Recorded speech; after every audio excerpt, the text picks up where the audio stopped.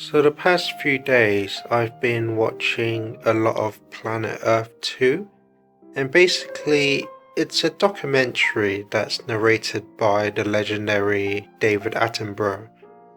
And basically it just kind of shows what happens in the Earth's oceans, really, mainly focusing on much of the sea life down there and what the sea life do in their daily things to survive, really. And you just end up seeing so much fascinating landscapes and really lots of interesting things that you never thought really existed in the real world. It's almost like a fantasy world down there in the sea life. And then you also learn many different species of life that you've just never heard of or seen before, or even imagined that could exist. And it also just shows what each life does to survive. I mean, I always knew that pretty much all life is pretty clever and smart in their own ways, but actually seeing the things that they've managed to record down there in this documentary just makes me realize just how much more clever sea life is down there. Like, for instance, there's a type of fish that likes to eat clams, but obviously it doesn't really have the right sort of teeth to crunch down on the hard shell, so instead it kind of takes it all the way back to its home, which is like a kind of coral reef, and then it bangs it basically bangs the shell against the coral many times for up to an hour until it cracks, and then that's when it gets to its meal. And then there's other instances where if fish can even calculate a bird's trajectory and kind of movement of how they're going to fly, so they can basically leap out of the water to catch the bird. And a really fascinating sight was that a octopus not camouflaged, but it basically grabbed on to, so basically the octopus had nowhere to hide, and then there was a shark nearby trying to eat it. So with nowhere to hide, but there were a lot of empty clam shells, so the octopus basically picked up many shells with its 8 arms and then kind of shielded its whole body with clams. So this kind of created like a camouflage, but at the same time just like a shell shield against a shark. And it's like, when I saw that, I was like, wow, an octopus is able to come up with this idea to protect itself. And it's like, it's just so fascinating seeing all these tricks and methods that these different types of sea life can come up with to survive. But it also does make me feel a bit bad for the sea life, just because every minute of their lives is pretty much just survival, and wherever they go or whatever they do, pretty much any other living thing is their enemy.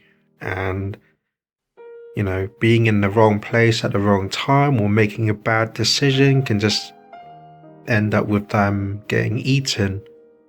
I mean, there's a part in the documentary where crabs need to wait until the sea basically dries out a bit, and then that exposes rocks with some seaweed. So in order to get to that, they need to traverse across a kind of small reef to get there, but inside the reefs there's like loads of fish that are out to eat them. So the crowds basically need to really plan their movement, and then one wrong step, they just get eaten. And it's like they have to plan so much and do so many things just to get across, to get to the seaweed, eat, and then they have to journey back across the reef to get home. And it's like even just getting to what they want to eat can result in them being eaten themselves. So it's like, and then there's also a part where birds need to learn how to fly. And even when trying to fly across shallow waters, the fish can just jump up and eat them as well. So it's like,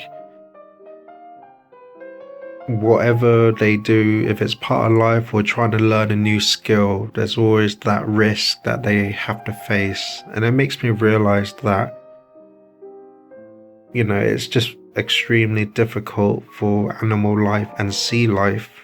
And then when it comes to us humans, it just makes me realize, like, I'm not saying that we humans have it easy, but I think most of us don't really include, like, for example, if we're going to go out to a cafe or something, I feel that most of us don't kind of imagine, like, oh, am I going to make it to that cafe alive? Like, am I going to be eaten on the way? Or, like, I just imagine most of us don't really have that thought cross our minds. But, obviously, there are people that do harm to other people, but I'd imagine most people don't really harm other people to eat them. Not as far as I'm aware anyway, but with animals and sea life, it's a different story. So it just kind of makes me realize that us as humans in this modern age have it easy in the way of, like, survival, I guess, but obviously not easy in terms of life itself, because we have our own struggles and problems to solve in our lives as well. But I guess with humans, it's like, not only are we surviving, we're living, because we can do like all sorts of like entertainment and stuff to just kind of live out through life, really. Whereas most of the sea life, pretty much every second of their lives is mostly just survival and very, very little actual living. So yeah, I think this documentary is definitely extremely interesting, and the things I've mentioned are only just tips of the iceberg of the kind of things you see and hear in this documentary. So I guess I can say that I do absolutely recommend watching Planet Earth 2, because I guarantee you'll be fascinated by all the things you'll see and all the interesting details of sea life that they do, that you'll hear, will be really interesting and something that you never imagined could really exist. And I guess I'd like to also mention that I do have a friend that occasionally goes scuba diving, and I can only imagine all the sorts of wonderful landscapes and scenery and sea life he sees down there in person. I mean, just watching this documentary is really beautiful, so I can only imagine how he feels when he sees it in real life. But again, I just like to say I've been watching this documentary for the past few days. I'm just really fascinated by all the things I've seen, and I do highly recommend checking out Planet Earth 2 for yourself. So this week I've still been mainly working on my current book, and yeah, like last week, I've mainly spent this week just rereading through the whole book again and correcting some more grammar and then kind of reminding them of myself on what happens in the story so that I can plan ahead and work on the writing the book further. So I'm currently rereading through chapter 6, so I'm almost back to the end of the book. So overall I think it's going okay for the most part. And then I would also like to update you on the drawings for the book as well. So to the left is the original concept art of this particular character.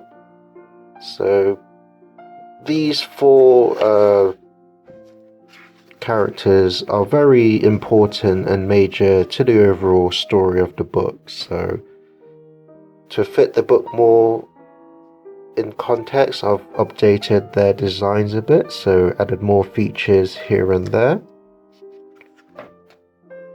And then this is going to be an important item that the characters use in the book. And then here we have one of the another important character. So this is Darbus. So to the left is the original concept art of the character I drew many years ago. So I'm just kind of updating his design a little. And it's the same thing with Frigidus. So another major character in the story.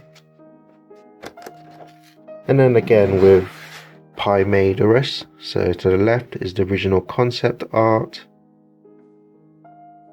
So yeah, again just updating the designs. And then I forgot to mention, but the first one is called Arrakis.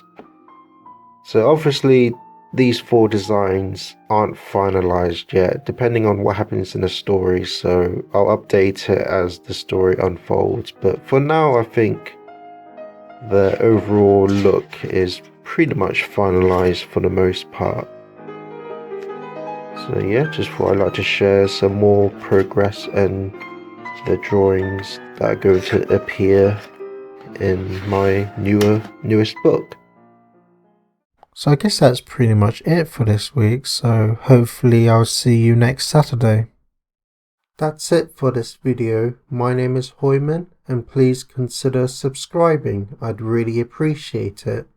And remember, always look forward, keep hope alive, and remember, you're somebody.